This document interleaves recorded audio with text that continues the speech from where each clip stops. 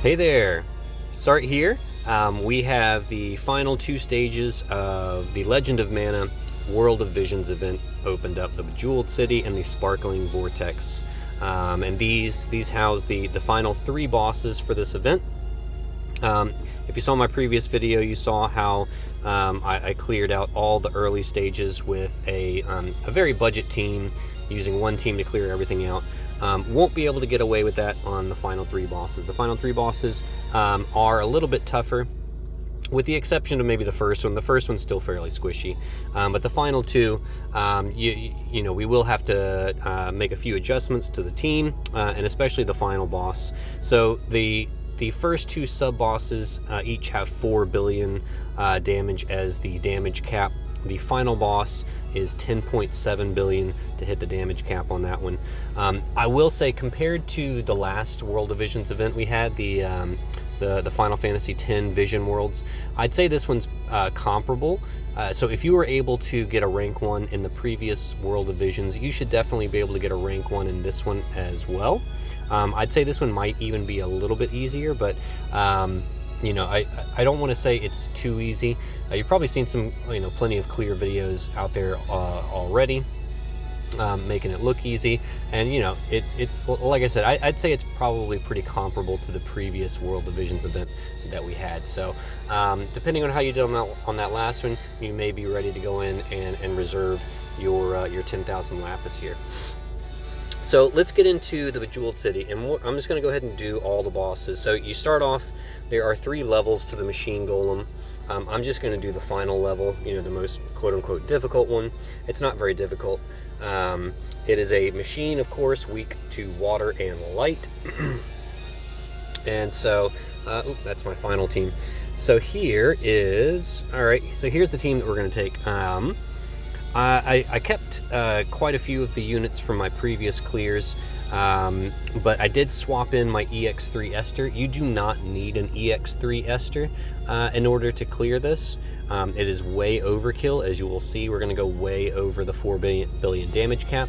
But I would recommend an EX plus 1 Esther, just, you know, for this strategy, because I'm going to do a 2-turn strategy, and we're going to have Esther covering all the incoming damage. If you don't have an EX plus 1 or better Esther, you could still get away with using an EX plus 0 Esther, and you know, just swap in. You know, you could probably just swap in someone like you know, Cacteria for, or you could swap Cacteria out potentially and put like Runda in or something like that. That's got some potential, but yeah, you're going to see that this this is way overkill. So as long as you have an EX plus 1 Esther or better, you should be able to follow this strategy quite easily. And so let's quickly go over the team. Esther and Starlight Elena are really the only damage dealers. Everyone else in here is for chaining or support. Sylvie is just here for the light imbue, so she doesn't need anything. She's completely naked except for her TMR or STMR here. Esther, in her Brave Shift form, the only thing you need is to make sure you have her TMR or STMR equipped to proc her auto cover.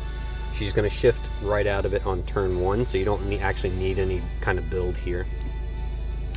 In her normal form, just gave her some damage. I didn't go, you know, too crazy on the gear. You can see she's got like no materia because she hits Machine Killer so easily. She's got her own card, but you honestly don't need it.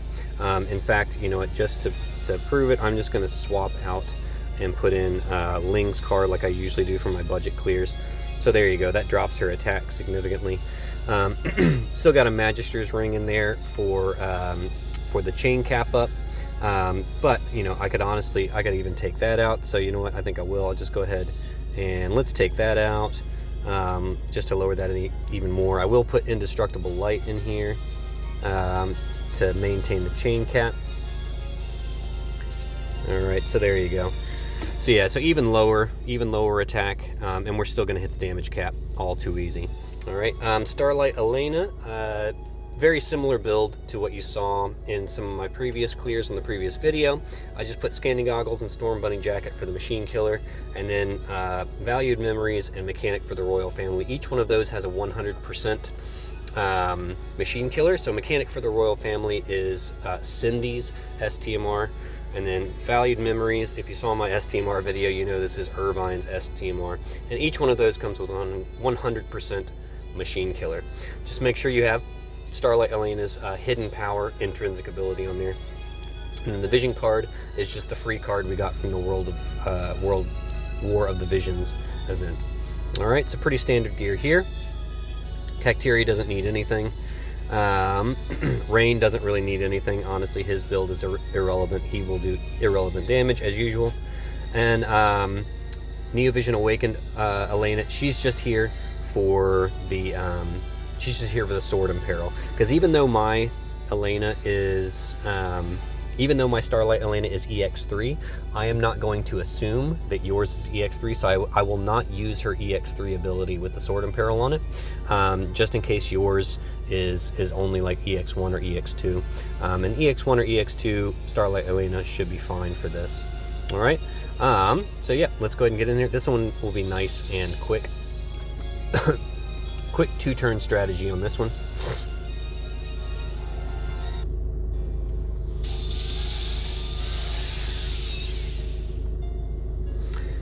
All right.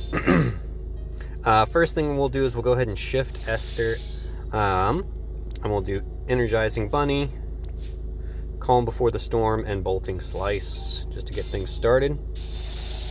All right, so that fills up her LB and preps her for the burst next turn. All Sylvie has to do here is Glitter Egg. That's all she's got to do. Cacteria will shift. Should have started her in Brave Shift form. And she's going to do Million Needles Assault, Armor Breaking, and Mental Breaking Needles. All right, Rain, I'm just going to shift him, but then I'm going to guard, just so he's ready for next turn to do his LB. Starlight Elena is just going to do Stella Maris to buff herself. And Elena can... we can have Elena do Crystal Refraction now to go ahead and set up the... actually, never mind, because Starlight Elena takes care of the light in peril. So yeah, she can just guard. Doesn't have to do anything. So you see it does a single target attack. You could also set up like an evade provoke unit if you wanted to. That would be fine. So however you want to manage that incoming damage. All right, LB, Gemini, Star Supernova, and Piercing Prism, Crystal Refraction, Blade of Salvation. So we'll send the Elenas first, so they have the chain nice and built up for Esther. All right. There you go. This should get us a nice big chain. Plenty of hits in there. Should be well over the 4 billion damage cap. Yeah, 6.4. Easy peasy. Yeah, and that's with me gimping my Esther big time. So should have plenty of room there for a weaker Esther to still hit that damage cap with this strategy. All right, let's see the damage layout here. So yeah, you got Esther and Starlight Elena, of course, carrying the majority of the damage. So those two alone are still your primary damage dealers, just like they were in my previous video. All right, so now let's move up to the Lord of Jewels. All right, so Lord of Jewels is definitely not as squishy as the previous bosses. This one is a stone type enemy that is weak to wind and dark. Now, we will use pretty much the exact same strategy that you saw before, but we are going to have to improve the team slightly. Okay, so here's the team that I took in for this one. Now, this team is also pretty major overkill. And so, if you're missing one unit or your units aren't quite as strong, again, we're going to go way over the damage cap on here. So there is room for improvement or room for unimprovement, maybe. Maybe that's a better way to say it. We are bringing We are bringing Paladin Sylvie into this fight because she is very, very useful for the stone killers. She comes with the 250% single target stone killer that also does a 150% killer for the whole team to stone enemies. So that's very, very nice. So she's going to be bringing that to the table. We've also got Cacteria for the breaks still. She's still a great breaker here. We're bringing Chizuru for the wind imbue for the team, because we're going to go with a wind element team. If you don't have Chizuru, but you still have like a really strong Esther, so if you have an EX3 Esther like mine, but you don't have Chizuru, you could easily swap Bulwark in Chizuru's place for the wind imbue, and Esther will carry this fight, as you will see. She'll carry the damage cap by herself if you've got a strong Esther like mine. And then Starlight Elena is of course just there. You know, she's always nice to pad the numbers and pad the damage. You see I've got one slot empty, so if you have a similar team setup but your units just aren't as strong, feel free to slot in another damage dealer into that empty slot. All right, the gear is fairly similar to what you saw before. You honestly, Sylvie doesn't need to have any kind of gear. Just, you know, equip her TMR or STMR. She doesn't need anything else. She's not going to take any damage. She does need to be EX, at least EX +1 to access the killers in her Brave Shift form.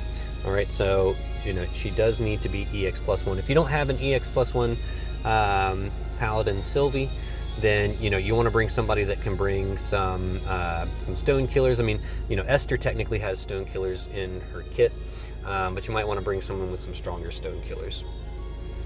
As for Esther's build, so in her normal form, again, I gimped her a little bit here, so that, you know, just to prove that we're going to go way over the damage cap. Again, I'll even swap in Ling's card just to go that extra mile. Okay, so to really bring her attack down. Same thing as the last clear in her Brave Shift form, just needs her TMR or STMR to proc her auto cover so that she covers the physical damage on the first turn. Cacteria, again, can be naked. Chizuru doesn't need anything in her normal form, and then in her Brave Shift form, you know, again, I'm not doing the best Chizuru build, just because I don't want to, you know, make this seem like you need to go whale out in order to cap this boss. So yeah, she just needs to be maxed out on stone killers, which she is. Stone killers and LB damage are both maxed out in her Brave Shift form. Nothing needed in her regular form. And then Starlight Elena, very similar build here. I don't know, why did I give her that card? All right, I'm gonna go ahead and switch this back to the cheapo card. Not sure why that one was in there. All right, where is it? There it is. Okay. Yeah, she doesn't need Hero Dies card. And yeah, she just has, again, I think she's got 300% stone? No, only 275. Yeah, that's all right. And of course, Esther's maxed out on everything. And so here we go. Taking a win team, this should be a nice, quick, and easy clear. Let's get it done.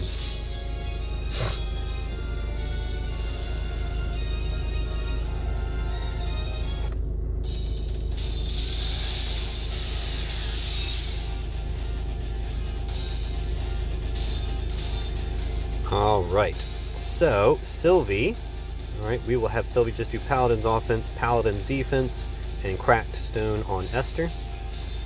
Esther can shift, do Energizing Bunny, Calm Before the Storm, Bolting Slice. Let's see, Starlight Elena will just do Stella Maris. Again, I'm not going to assume that you have an EX3 Starlight Elena.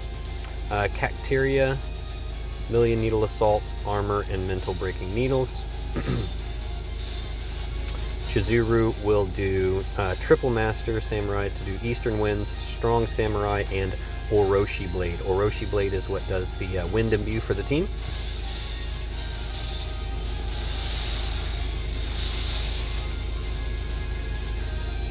Alright, there we go. Got some incoming physical damage, no problem. Esther takes care of it. It's not, you know, it's never enough to make your damage score go down. All right, so Sylvie can do her Brave Shift LB. If you don't have an EX plus 2 Sylvie, then don't worry about it. This is just a little extra icing on the cake if you can do her Brave Shift LB on turn 2 for the extra damage. All right, so Esther LBs, Chizuru will shift and LB. Starlight Elena will do Gemini Star Supernova. Cacteria will just do triple Desert Fury or Oasis Retribution, doesn't matter which one you do there. All right, so Elena and Cacteria will go first to start up the chain.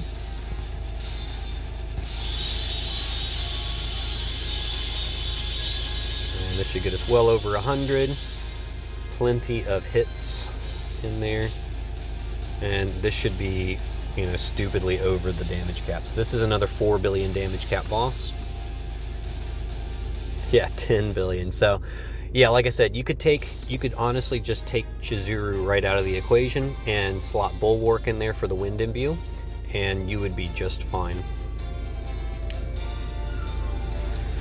Or if you don't have an Esther, you can slot, you could even just put Runda in Esther's place and just use Chizuru to destroy the boss. All right, so there you go. Yep.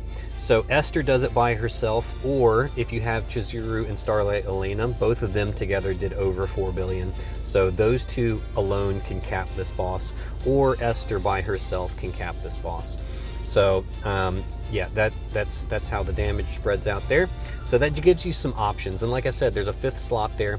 If you need, if you're not doing enough damage, put a damage dealer in that 5th slot, and there you go. All right, so that's how we get that one done.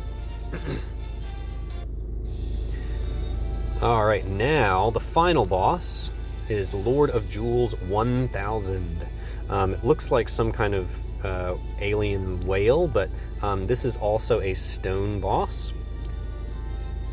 So this one is a stone, and it's weak to 5 different elements, which is kind of nice. So you can bring a variety. You can bring a variety of damage dealers into this fight. So it's weak to fire, ice, wind, earth, and dark. And so lots of different options here. Of course, since I have Esther and Paladin Sylvie, I am going to go with an earth team. And here's the team that I brought in to hit the damage gap. So again, we've got, Paladin Sylvie there, of course. Same build as last time, but honestly, you don't even need to worry about building her. So Paladin Sylvie can be basically naked. No one's going to take any damage in this fight except for Esther. And so Esther has pretty much a similar build. Actually, no, I actually went all out on my Esther on this one, didn't I? It's probably not needed, but you see I've left several slots open, so she's got her card. Several slots open here because she hits Stone Killer so easily. And then I just gave her lots of cow gear. Honestly, you probably don't need it as long as the other units are strong enough to back her up. In her Brave Shift form, again, yeah, she does need her TMR, not so much for the auto cover, because she's actually going to use her Omni cover on turn 1. We're going to do a 3-turn strat on this one so that we let Sylvie's 100% Earth amp ramp up. She's going to do her Omni cover on turn 1, but she does need her TMR or STMR so that she gets the 20. She gets 20 LB fill at the beginning of the turn. That's just to help her use one of her skills on turn 1. All right. So yeah, so Esther's going all out. She's going to be our primary damage dealer here, as usual. Cacteria, again, doesn't need anything. I did give her some killers in this just because I wanted to show you some different forms of Stone Killer in case you're wondering, well, I need Stone Killers. I know you can filter, Stone Killers out in your inventory, but here are just some examples of some different Stone Killers. Cacteria is going to do irrelevant damage, so that's why I put Higher Wisdom in there, just to remind you that that's got 75% Stone Killer on it, which is nice. So yeah, but she's not going to do any damage here. Just for fun, I decided to bring my level 130 7-star Esther into this fight. And so I built her up with full-on Stone Killers. Made sure she had indestructible light in there, and then I gave her the Lone Swordsman vision card. I love this vision card because it comes with this extreme nova chaining skill here. It's actually a very strong extreme nova chaining skill. And so as long as the unit you give it to has a fairly decent attack stat, it can actually do some significant damage. And so, yeah, just for fun, I wanted to bring my 7-star Esther in here. You know, she's not needed to hit the cap. I will hit the cap with 5 units without Esther in there, but she's just kind of like that nice extra padding that makes sure that I'm well over the cap. If you don't, you know, obviously I'm not expecting you to have a level 130 Esther with the Lone Swordsman card.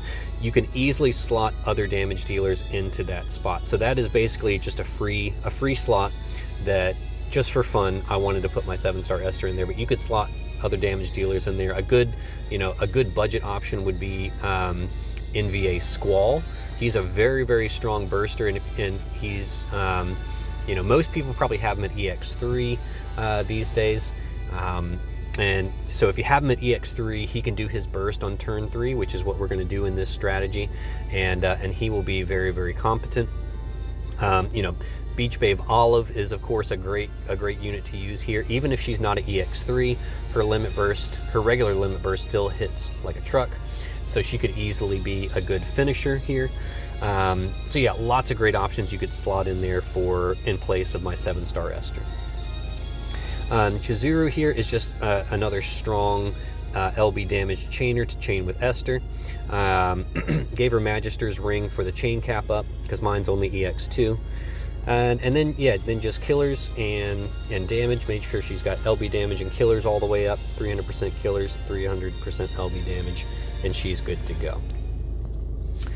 Starlight Elena, again, very similar build as the previous ones. Just make sure she's filled up on the killers. And I think she's got 300% stone, so she's ready to go. Yep, very good. All right, so yeah, I mean, this boss is definitely a little bit bulkier than all the earlier bosses. Of course, the final boss always is, but the damage cap is 10.7 billion. Let's see how we get this one done in 3 turns.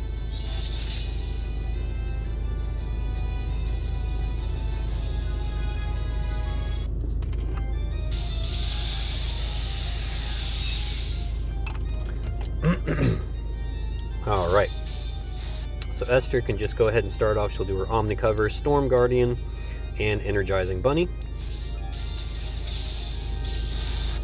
All right, Cacteria can go ahead and do her usual Million Needle Assault, Armor, and Mental Breaking. All right, pretty much her standard. Sylvie will go ahead and start up the Earth Ramp, and then Paladin's Offense, Paladin's Defense. Alright, 7-star Esther can just guard. She doesn't need to do anything. Chizuru can do Eastern Winds for the Katana Imperil. Starlight Elena can just do Stella Maris. Again, I'm not going to assume that yours is EX3, and we'll actually rely on Sylvie for the Sword Imperil on this one.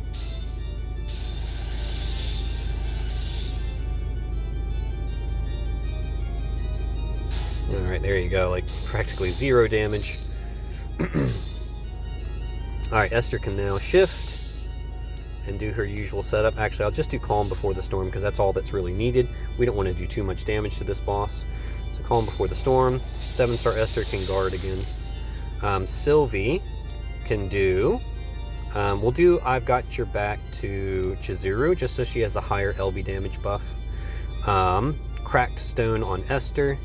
And then Clever Paladin Strike, because this comes with the Sword Imperil. 25% Sword Imperil. That's for Starlight Elena. Chizuru can just do Strong Samurai Spirit. Cacteria will do Deadly Drought for the 135% Earth Imperil. Starlight Elena can just guard.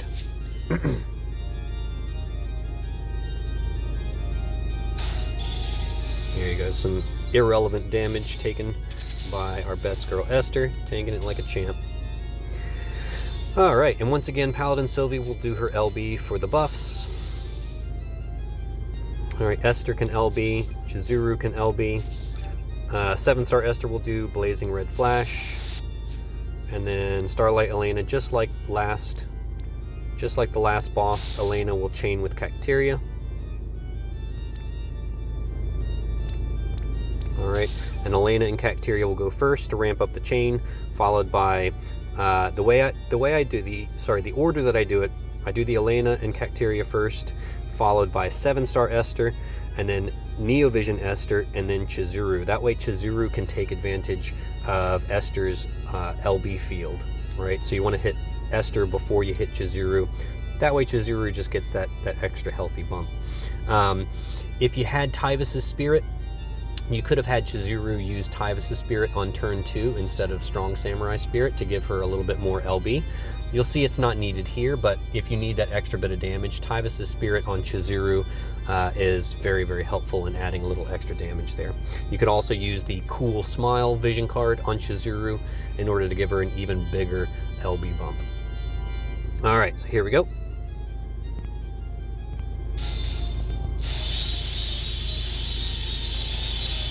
Should be well over the chain cap.